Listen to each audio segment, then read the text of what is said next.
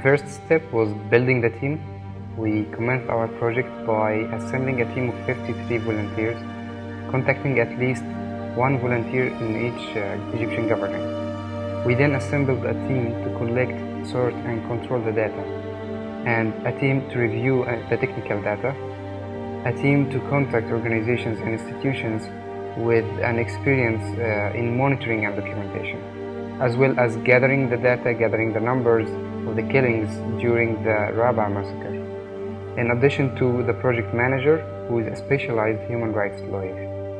We observed that there are documented killings, documented through death certificates, official records, or burial permissions, and then there are killings mentioned in legal documents, like the reports of surrounding hospitals, reports of the Egyptian Ministry of Health, reports from the morgue. And then there are semi-official letters issued by credible agencies, such as Doctors Syndicate in Cairo. And then there are credible photos, videos, and documents gathered by documentation teams in the field hospital at Rabaa Square, accompanied by photos and names of bodies from Al-Iman Mosque, where the bodies were moved after the field hospital was burned down. And then lastly, there are reports from human rights organizations, activists, and defenders after checking their monitoring standards with the international documentation standards in such situations.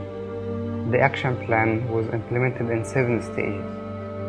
In the first phase, we compiled the data collected by human rights organizations, political bodies, and independent activists.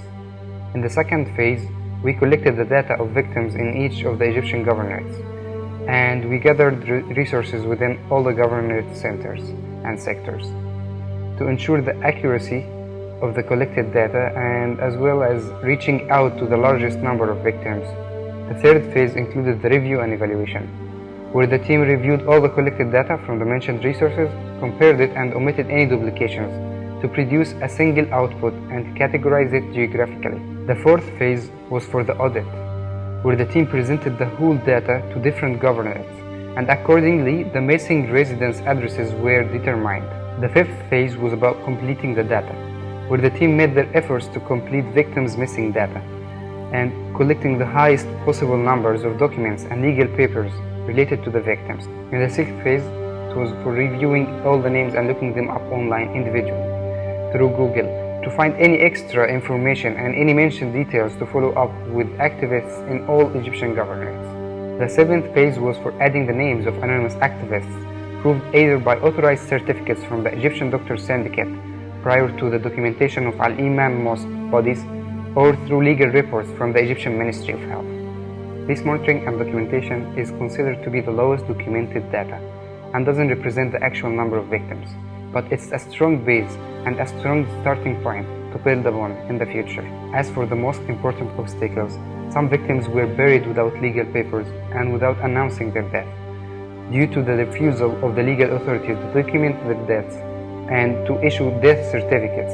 And then there are victims who have no connections to any political body or activities in Cairo or other governorates. And then lastly, some victims' families are simple in terms of education and income and doesn't have any communication tools to enable them to speak out or to reach to human rights and media organizations.